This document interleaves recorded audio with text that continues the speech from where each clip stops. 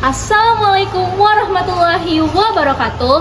Halo semuanya, hari ini kami akan membahas implementasi dan tantangan nilai-nilai Pancasila di era globalisasi sekarang ini. Yuk kita mulai. Di era globalisasi yang kita rasakan sekarang ini, arus informasi, arus teknologi, dan arus budaya sangat berjalan cepat di negara kita. Maka dari itu, sebagai bangsa yang menjemuk, kita harus kuat untuk menghadapi tantangan ini. Atau substansi dari nilai-nilai Pancasila itu lebih mudah dipahami. Namun di tengah globalisasi, bagaimana Indonesia mampu menjadikan Pancasila sebagai jati diri dan eksistensi Pancasila harus terus dijaga di tengah era globalisasi untuk menjaga segala potensi ancaman bagi negara melalui implementasi nilai Pancasila dan Maka dari itu, pentingnya pemahaman Pancasila untuk menyeimbangkan pemahaman tentang modernitas dan nilai-nilai kebangsaan yang ada di Indonesia. Globalisasi memang membawa kemajuan bagi negara kita, namun menjadi juga ancaman. Teknologi membawa banyak budaya-budaya masuk ke Indonesia sehingga budaya-budaya di Indonesia dapat terkikis. Globalisasi juga membuat dunia terasa tanpa batas. Semua hal bisa masuk kapan saja, maka dari itu pentingnya Pancasila dipahami. Apakah Pancasila terasa relevan untuk globalisasi sekarang ini? Pancasila bukan hanya sekedar teori. Dalam kehidupan sehari-hari kita sudah menerapkannya tanpa sadar. Di dalam penerapan sila pertama, ketuhanan yang Maha Esa, dalam kehidupan masyarakat, nilai ketuhanan tercermin dari kebebasan setiap masyarakat untuk beribadah sesuai keyakinannya. Meski berbeda agama, kami saling menghormati dan memberikan ruang untuk menjalankan ibadah dengan baik. Penerapan nilai sila kedua, kemanusiaan yang adil dan beradab. Nilai kemanusiaan tampak dari hal sederhana. Saat ada orang lain yang mengalami kesulitan, kita spontan memberikan bantuan. Sikap saling peduli inilah yang menunjukkan bahwa kemanusiaan harus dijaga, kapanpun dan dimanapun.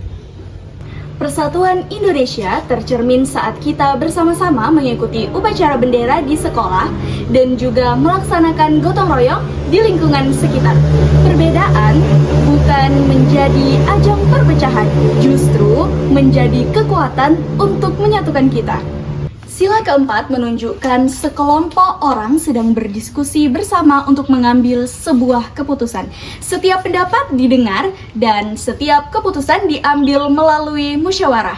Sebenarnya ini merupakan bentuk demokrasi kecil yang sudah kita terapkan dalam kehidupan sehari-hari.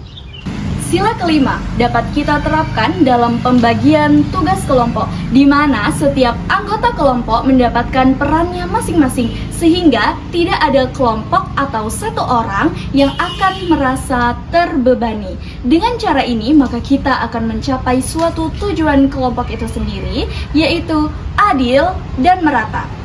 Globalisasi membawa tantangan yang sangat signifikan. Banyak nilai bangsa kita yang mulai memudar. Misalnya, penyebaran hoax. Media sosial telah menjadi bagian tak terpisahkan dari kehidupan masyarakat saat ini. Ribuan lowongan kerja online paruh waktu marak bertebaran di media sosial. Banyak akun-akun pribadi yang tidak jelas profilnya lalu lalang di beranda Instagram. Musikus sekaligus politikus Dhani Ahmad Prasetyo alias Ahmad Dhani divonis 1,5 tahun penjara karena dianggap melakukan tindak pidana ujaran kebencian yang diatur dalam Undang-Undang ITE. Individualisme adalah pandangan hidup yang menganggap bahwa diri sendiri itu lebih penting dari orang lain. Tidak memikirkan orang lain, melakukan apapun yang diinginkan tanpa memperhatikan dampak yang akan timbul bagi orang lain. Dengan kata lain, hal ini membuat manusia menjadi lebih egois. Waktu untuk kebersamaan tidak ada.